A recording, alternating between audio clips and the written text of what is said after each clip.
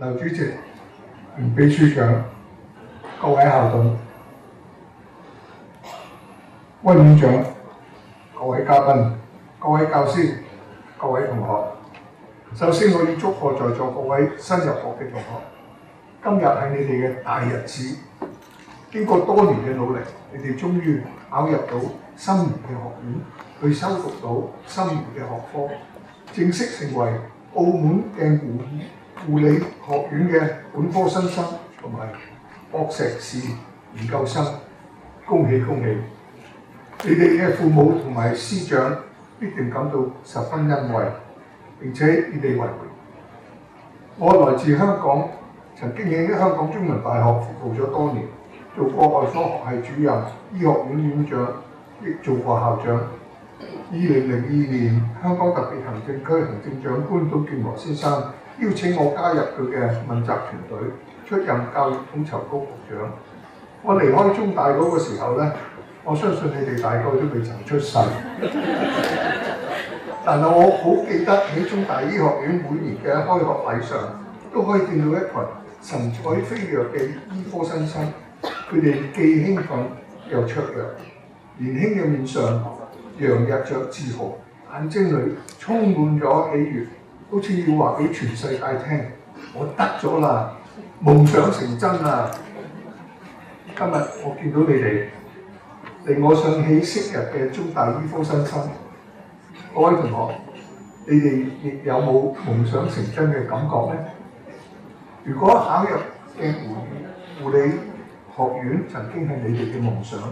你而家的確真係夢想成真。你已正式踏上咗學習成為專業護理人員嘅路上。咁樣，你下一個夢想係咩呢？或者你會問，點解我要繼續追求夢想呢？夢想對於我未來幾年嘅學習同埋護理訓練有咩關係？但我係咁樣諗，你成功考入呢間歷史悠久、師資優良、設備完善嘅學院，必定會得到悉心嘅教導同埋嚴格嘅訓練。我亦相信你哋係有足夠嘅能力同埋決心去完成整個課程。但係你有冇諗過更長遠嘅未來？有冇認真探索過內心真正嘅渴望呢？唯有不斷向內探求、向外展望，然後先可以更有效作出相應嘅生涯規劃，令心想事成。換一個講法，我哋都需要一種目標感，確信自己正在前進，有着明確嘅奮鬥方向。咁樣我哋然後先唔會渾渾噩噩，任由無窮無盡嘅例行工作同埋職責支配着自己嘅生命，而忘記咗當初夢想好似係指南針，可以引領我哋奔向理想中嘅未來。每當我哋感到迷茫或猶豫不決嘅時候，夢想可以幫助我哋作出有意義嘅決策。就算偶然迷失咗方向，夢想亦都能夠幫助你重回正軌，唔容易被途中嘅失誤擊倒。夢想其實係反映咗我哋深處住嘅渴望。每一個人都渴望活得有意義，活得精彩，渴望可以發揮自己嘅天分，成全自我，以報效社會，造福人群。在座各位有唔同嘅天賦，有唔同嘅喜好，雖然喺同一所院校讀同一樣嘅課程，但夢想可以係百花齊放，各自各精彩。A 同學可以夢想到成為經驗豐富、廣受尊重、深受病人愛戴嘅專業護士，最大嘅滿足感將會來自減輕病人嘅痛苦，促進佢哋嘅康復，協助佢哋重建生活。B 同學可以夢想到成為某個特定嘅領域，例如老人護理嘅頂級專家，並喺嗰個領域作出卓越嘅貢獻，得到全行業嘅讚賞。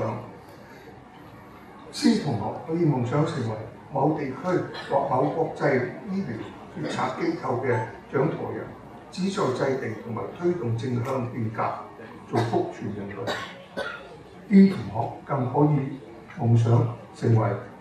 專注於研究嘅護理學資深學者，憑着開創性嘅發現啟發後學，並屢獲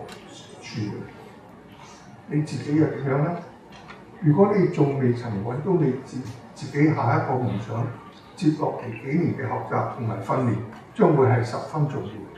護理係一門結合咗科學同埋人文嘅綜合性應用學科，有多層次嘅知識架構，亦有多維度嘅照護實踐，全面涵蓋預防、治療、康復以至臨終嘅全人關懷，範圍廣闊，而且過程繁重，從講台到解剖室、手術室，再到病房，再要求你哋親自參與同埋實踐所學。與此同時，你哋仲要應付考試嘅壓力，實習時要面對生老病死嘅感情起伏，可謂極具挑戰性。但正正就係透過呢啲嚴苛嘅挑戰，你哋得以鍛鍊自己嘅能力，發現自己嘅強項弱項，認清自己嘅興趣，從而建構你下一個夢想。一旦確信某一個夢想既適合你自己，又切實可行，就要全力以赴去實現。你會發現喺實現夢想嘅過程之中，你會不斷學習新知識、新技能，以應付時代嘅種種變革。你亦都會你打破舊框框，運用新思維同埋創意對待事物，處理前所未有嘅難題。譬如話，隨着智慧醫療同埋數字化嘅時代嘅來臨，護理教育將會從死記硬背嘅模式轉變為高互動、沉浸式同埋數據導向，要求學員能夠掌握智慧設備同埋解讀數據，成為智慧醫療嘅協同者。又譬如你有志深耕老人護理，你就要切勿關心呢個學科要點樣全面轉型，以應對人口急劇老齡化，要用新思維、新角度去考慮老年社會為醫護服務帶嚟嘅複雜挑戰。由此可知，呢逐步夢想將有助學習新知識，激發個人嘅潛能，培養創造力。當夢想成真嘅時候，你將會獲得巨大嘅成就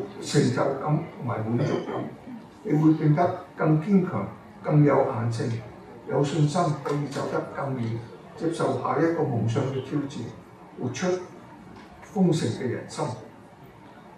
總而言之，夢想係一股強大嘅力量，去協助塑造你嘅人生，指引你嘅行動，讓你潛能得以全面發揮。欠缺咗夢想，你就好容易失去咗目標同埋熱情。你哋知唔知周星馳係邊個？佢曾經咁講過：做人如果冇夢想，同條鹹魚有咩分別呢？所以各位同學，你哋要繼續追尋夢想。我哋尊崇嘅護士鼻祖Florence Nightingale 曾經咁講過。熱愛自己嘅工作，然後先係最幸福。我希望在座各位喺鏡湖護理學院嘅日子裏面，能夠辨識出你個人幸福之所在，並且追尋夢想嘅道路上清心如意，愈強愈強。最後亦係甚級重要嘅，我今日提出無恥嘅敬意，向獲獎嘅護理臨床教師、教大科室同埋臨床教大基地嘅老師哋致以誠摯嘅祝賀。你哋繁忙嘅工作之餘，以無私奉獻、精心嘅專業，一代代傳遞俾年青護理學員，作為佢哋嘅引路人。希望各位獲獎嘅教師哋繼續將先進嘅教學理念、創新嘅教學方法、深厚嘅專業素養傳授俾新嘅學員，培養更多有本領、有擔當嘅新一代人員，貢獻社會。各位同學，你哋亦要以教師哋嘅為榜樣，願我哋喺護理教育嘅道路上攜手同行，薪火相傳。多謝大家。